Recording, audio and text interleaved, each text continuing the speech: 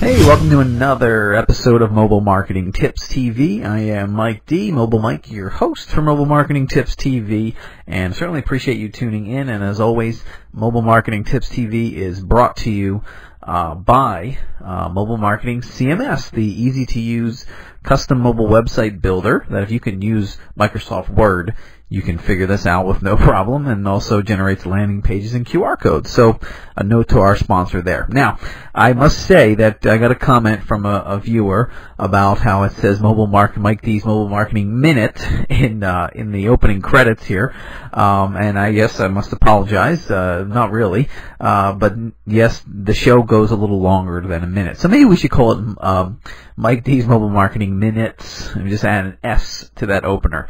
And the old joke says, hey, if I had more time, I'd write you a shorter letter. And certainly, to be able to fit all of our mobile marketing tips in each episode in a minute is probably a little unrealistic. So anyway, let's get to today's show. And today we're going to talk a little bit about mobile apps. And the reason why I decided to do a quick show on mobile apps is because I think there's a lot of confusion surrounding apps. And I just want to give you my opinion on that. Because I see a lot of the guru emails talking about how, business opportunity, go sell apps to small business owners, build them an app and charge them, thousands and thousands of dollars and make some money. And that may be great for the person who's going to go out and sell apps and people are going to happily pay. And obviously if there's some value that's created that's because of what someone pay for, then hey, everybody wins. The question is, are apps really necessary to a small business owner when it comes to mobile marketing?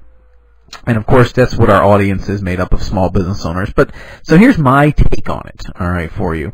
Number one is the question usually comes, should I have an app for my business or should I have a mobile website? And sometimes the answer to that question is you should be both. You may have both, depending on the kind of business you have, depending on the organization you're running, depending on where you're going in the future. Okay. For the most part, I'm going to take the stance and say that most small business owners don't need a mobile app.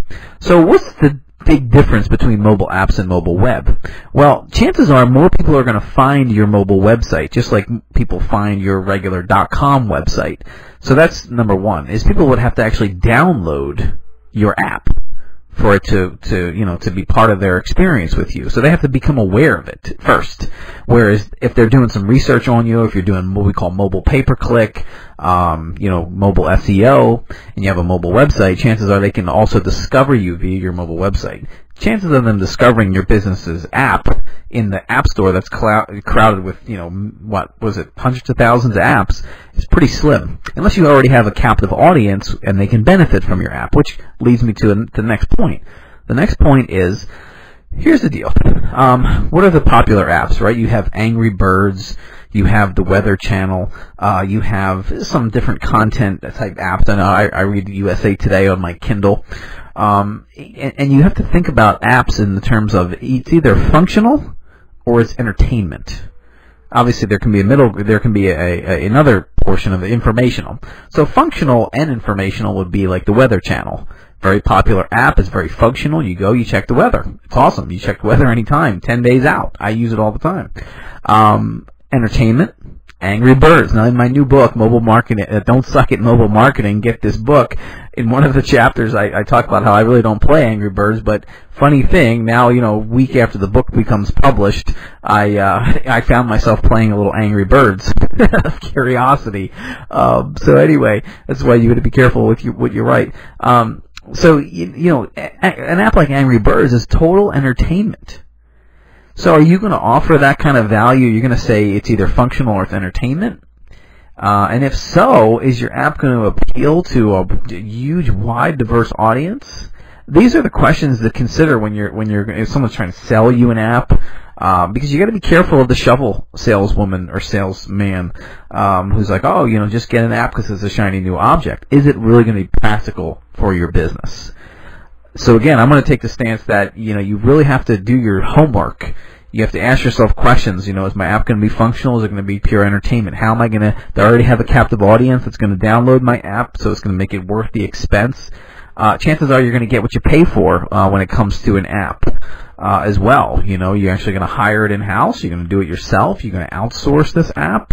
There's a lot of things that you have to think about when it comes to an app. Just be careful not to just get lured with the shiny object of the app. All right, ask yourself those questions. Go back and listen and watch this show again if you have to. So my stance is you may need both a mobile website and an app depending on your business. For the most part, you are safer to go with a mobile website first because, again, people can discover your mobile website. All right, well, hey, that's my take on apps. I hope it gives you a little information, sort of demystifies the whole thing for you. 2 quick announcements. Don't suck at mobile marketing. Get this book, everything you need to know about mobile websites and text message marketing and QR codes and mobile landing pages and pay-per-click. I think that's a subtitle.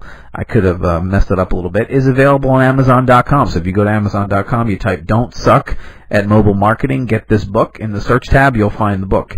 So I would appreciate if you check that out for sure. All right, and again, our sponsor, Mobile Marketing CMS, brings you our show. And of course, as always, a little longer than a minute today.